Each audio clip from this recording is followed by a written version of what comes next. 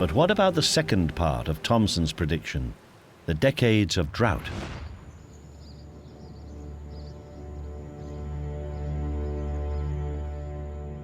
New excavations at other Moche sites now began to turn up evidence of huge sand dunes.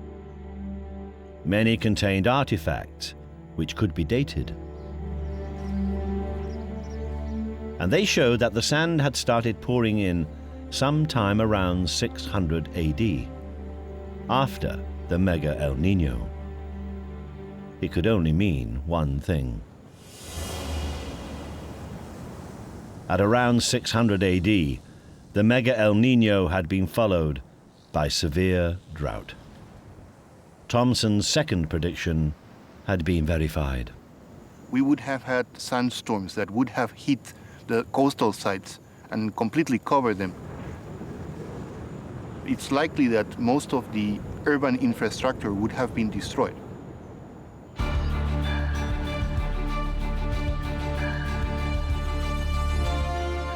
Here at last was a plausible explanation for the collapse of the Moche.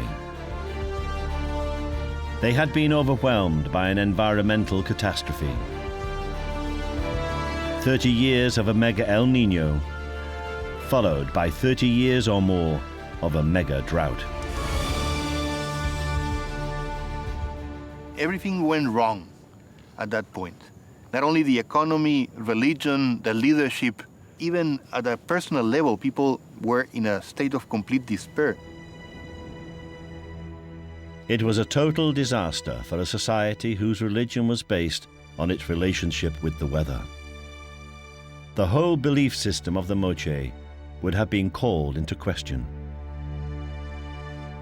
Young men who until now had willingly offered themselves as sacrifices to the gods must have wondered what the point was. When a Moche young elite member died in a ritual sacrifice, he was giving his life not only to the gods, but also to the state. So if the elites show their weakness, but not being able to prevent the calamities, why would people continue giving their work, their labor, their products, or their lives to a society that clearly was based on something that was falsified?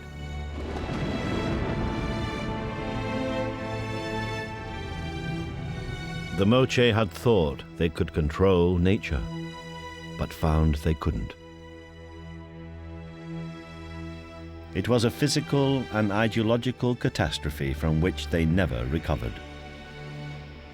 It all seemed to fit perfectly. This became the accepted version of events. It seemed that one of the greatest riddles in archaeology had finally been cracked.